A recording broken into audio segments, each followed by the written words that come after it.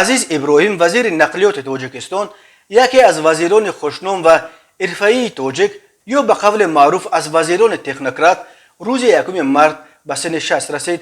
عزیز ابراهیم از جمله نخستین نفران است که هنوز در ابتدای سالهای 90 نام نسب خود را تاجیکی کرده بود و این عمل چندین سال تا زمانی که سال 2007 خود پرزیدنت امامعلی رحمان نسبش را تاجیکی نکرد به رشد کریر عظیم ابراهیم خلل‌های جدی هم میرساند. عظیم ابراهیم همچنین پدر 6 فرزند است و از این نگاه نیز یکی از وزیران از همه سرفرزند دانسته می شود.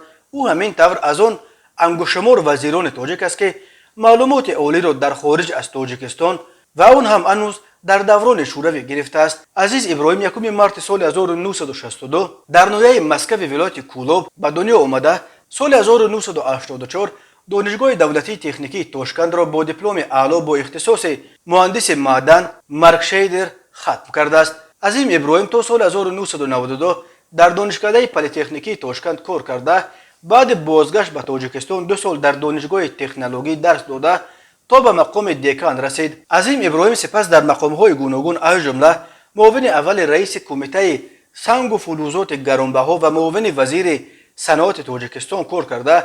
سال 2004-2005 رئیس نویه سینای شهر دوشنبه و از سال 2005 تا سال 2013 سراداره گیالوگ تاجیکستان بود.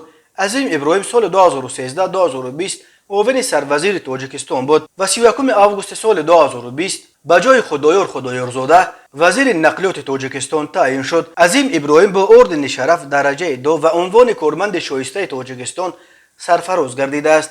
عظیم ابراهیم نامزد علم‌های تکنیکی می باشد و به فرق از برخی منصبداران تاجیک که رساله‌هایشان را دیگران نوشتند، عظیم ابراهیم سالهای زیاد فعالیت علمی کرده است و رساله‌اش را خودش نوشته و خودش مستقلانه هنوز تا رسیدن به منصب‌های بلند حمایت کرده است.